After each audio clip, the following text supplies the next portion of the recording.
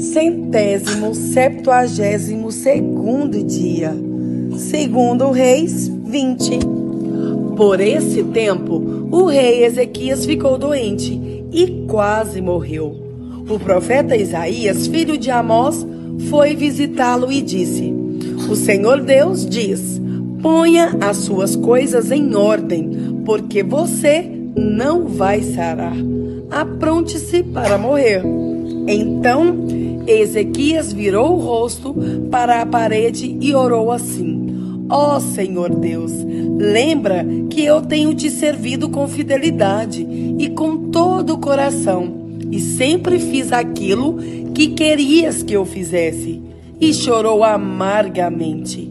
Isaías saiu do quarto em que o rei estava, mas antes que tivesse passado pelo pátio central do palácio, o Senhor Deus lhe disse: volte e diga o seguinte a Ezequias, o governador do meu povo: eu, o Senhor, o Deus do seu antepassado Davi, escutei a sua oração e vi as suas lágrimas.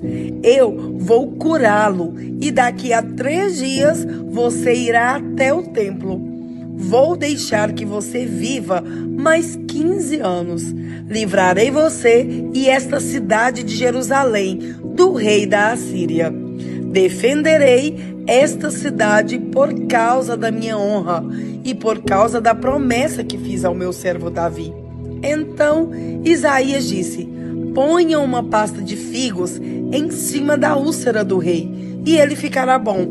E o rei Ezequias perguntou: qual será o sinal de que o Senhor Deus vai me curar e de que daqui a 3 dias eu poderei ir até o templo? Isaías respondeu: o Senhor lhe dará um sinal para provar que vai cumprir a sua promessa. O que você prefere? Que a sombra da escadaria avance 10 degraus ou volte 10 degraus? Ezequias respondeu: fazer a sombra avançar 10 degraus é fácil. Eu quero é que ela volte 10 degraus. Então Isaías orou a Deus o Senhor, e ele fez a sombra voltar 10 degraus na escadaria feita pelo rei Acaz. Por esse mesmo tempo, o rei da Babilônia, Merodach-Baladã, filho de Baladã, soube que o rei Ezequias havia estado doente. Então lhe mandou uma carta e um presente. Ezequias recebeu bem os mensageiros e lhes mostrou toda a sua riqueza, isto é, a sua prata e o seu ouro, as suas especiarias, os seus perfumes e todas as suas armas. Não houve nada nos seus depósitos ou em qualquer outro lugar que Ezequias não mostrasse. Então o profeta Isaías foi falar com ele e perguntou: de onde vieram esses homens e o que foi que lhe disseram? Ezequias respondeu: eles vieram de um país que fica muito longe daqui. Vieram da Babilônia. Isaías perguntou: o que foi que eles viram no palácio? O rei respondeu: viram tudo. Não houve nada nos depósitos que eu não lhes mostrasse. Então Isaías disse ao rei: o Senhor Deus diz que vai chegar o tempo em que tudo aquilo que está no seu palácio, isto é, tudo o que os seus antepassados ajuntaram até hoje, será levado para a Babilônia. Não ficará nada. Alguns dos seus próprios filhos serão levados como prisioneiros e feitos eunucos para trabalhar no palácio do rei da Babilônia. O rei Ezequias entendeu que isso queria dizer que durante a vida dele haveria paz e segurança. Por isso disse: a mensagem do Senhor que você me deu é boa. Todas as outras coisas que o rei Ezequias fez, os seus atos de coragem e como ele construiu um reservatório e cavou um túnel para levar água para dentro da cidade, tudo isso está escrito na história dos reis de Judá. Ezequias morreu e o seu filho Manassés ficou no lugar dele como rei. Segundo Reis 21. Manassés tinha 12 anos de idade quando se tornou rei de Judá. Ele governou 55 anos em Jerusalém. A mãe dele se chamava Efziba. Manassés pecou contra Deus o Senhor, seguindo os costumes nojentos das nações que o Senhor havia expulsado da terra conforme o povo de Israel avançava. Ele construiu de novo os lugares pagãos de adoração que Ezequias, o seu pai, havia destruído. Construiu altares para a adoração do deus Baal e fez um poste ídolo, como Acabe, rei de Israel, havia feito. Manassés também adorou as estrelas e construiu altares pagãos no templo onde, conforme o Senhor Deus tinha dito, ele devia ser adorado. Nos 2 pátios do templo, Manassés construiu altares para a adoração das estrelas. Queimou seu filho em sacrifício, fazia adivinhações e feitiçarias e consultava adivinhos e médiuns. Pecou muito contra Deus o Senhor e fez com que ele ficasse irado. Manassés colocou uma imagem do poste ídolo no templo, o lugar a respeito do qual o Senhor tinha dito o seguinte a Davi e ao seu filho Salomão: em todo o território das 12 tribos de Israel, escolhi este templo, aqui em Jerusalém, para ser o lugar onde serei adorado para sempre. E se o povo de Israel obedecer a todos os meus mandamentos e fizer tudo o que manda a lei que o meu servo Moisés deu a eles, então eu não deixarei que sejam expulsos da terra que dei aos seus antepassados. Mas o povo de Judá não obedeceu a Deus. E Manassés os levou a cometer pecados ainda piores do que aqueles cometidos pelas nações que o Senhor Deus havia destruído, conforme o povo ia avançando. Por meio dos seus servos, os profetas, o Senhor Deus disse: o rei Manassés de Judá tem feito essas coisas nojentas, coisas muito piores do que aquelas que os amorreus fizeram, e com seus ídolos levou o povo de Judá a pecar. Por isso eu, o Senhor, o Deus de Israel, vou fazer cair sobre Jerusalém e sobre Judá uma desgraça tão grande que todos aqueles que ouvirem contar a respeito dela ficarão espantados. Eu castigarei Jerusalém, como fiz com a cidade de Samaria, e como fiz com o rei Acabe de Israel e com seus descendentes. Deixarei Jerusalém limpa do seu povo, tão limpa como um prato que foi esfregado e virado de boca para baixo. Eu abandonarei as pessoas que não tiverem morrido e as entregarei aos seus inimigos, que as prenderão e que roubarão tudo o que houver na sua terra. Farei isso com o meu povo, porque eles têm feito coisas erradas que não me agradam e me têm deixado irado desde o tempo em que os antepassados deles saíram do Egito até hoje. Manassés matou tantas pessoas inocentes que as ruas de Jerusalém ficaram alagadas de sangue. Além disso, ele cometeu o pecado de levar o povo de Judá a adorar ídolos, fazendo o que é errado, o que não agrada a Deus o Senhor. Todas as outras coisas que Manassés fez e também os pecados que ele cometeu, tudo isso está escrito na história dos reis de Judá.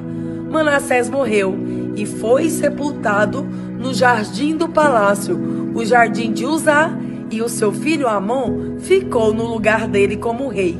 Amon tinha 22 anos de idade quando se tornou rei de Judá. Ele governou 2 anos em Jerusalém. A mãe dele se chamava Mesulemete e era filha de Arus, da cidade de Jotbatá. Como seu pai Manassés Amon fez coisas erradas que não agradam a Deus, o Senhor. Ele imitou as ações do seu pai e adorou e serviu os ídolos que o seu pai havia adorado. Assim, Amon abandonou o Senhor, o Deus dos seus antepassados, e foi desobediente a ele. Os oficiais de Amon fizeram uma revolta contra ele e o mataram no palácio. Mas o povo de Judá matou todos os que haviam feito a revolta contra Amon e pôs o seu filho Josias como rei. Todas as outras coisas que Amon fez estão escritas na história dos reis de Judá. Amon foi enterrado na sua sepultura no jardim de Uzá, e o seu filho Josias ficou no lugar dele como rei. Atos 4. Pedro e João ainda estavam falando ao povo quando chegaram alguns sacerdotes, o chefe da guarda do templo e alguns saduceus. Eles ficaram muito aborrecidos, porque os 2 apóstolos estavam ensinando ao povo que Jesus havia ressuscitado e que isso provava que os mortos vão ressuscitar. Então, prenderam os 2 e os puseram na cadeia para ficarem lá até o dia seguinte, pois já era muito tarde. Porém, muitas pessoas que ouviram a mensagem creram, e os homens que creram foram mais ou menos 5.000. No dia seguinte, reuniram-se em Jerusalém as autoridades dos judeus, os líderes do povo e os mestres da lei. Nessa reunião estavam também Anás, que era o grande sacerdote, Caifás, João, Alexandre e os outros que eram da família do grande sacerdote. As autoridades puseram os apóstolos em frente deles e perguntaram: com que poder ou em nome de quem vocês fizeram isso? Então Pedro, cheio do Espírito Santo, respondeu: autoridades e líderes do povo, os senhores estão nos perguntando hoje sobre o bem que foi feito a este homem e como ele foi curado. Pois então, os senhores e todo o povo de Israel fiquem sabendo que este homem está aqui completamente curado pelo poder do nome de Jesus Cristo de Nazaré, aquele que os senhores crucificaram e que Deus ressuscitou. Jesus é aquele de quem as Escrituras Sagradas dizem: a pedra que vocês, os construtores, rejeitaram, veio a ser a mais importante de todas. A salvação só pode ser conseguida por meio dele, pois não há no mundo inteiro nenhum outro que Deus tenha dado aos seres humanos, por meio do qual possamos ser salvos. Os membros do Conselho Superior ficaram admirados com a coragem de Pedro e de João, pois sabiam que eram homens simples e sem instrução, e conheceram que eles tinham sido companheiros de Jesus, mas não podiam dizer nada contra os 2, pois o homem que havia sido curado estava ali de pé junto com eles. Em seguida, mandaram que Pedro e João saíssem da sala do conselho e começaram a discutir o assunto. Eles diziam: o que vamos fazer com estes homens?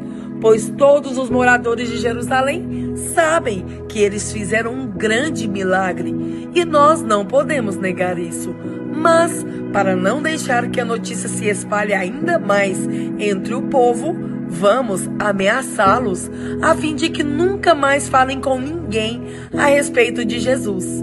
Então o chamaram e ordenaram duramente que não falassem nem ensinassem nada a respeito de Jesus. Mas Pedro e João responderam: os senhores mesmos julguem diante de Deus. Devemos obedecer aos senhores ou a Deus?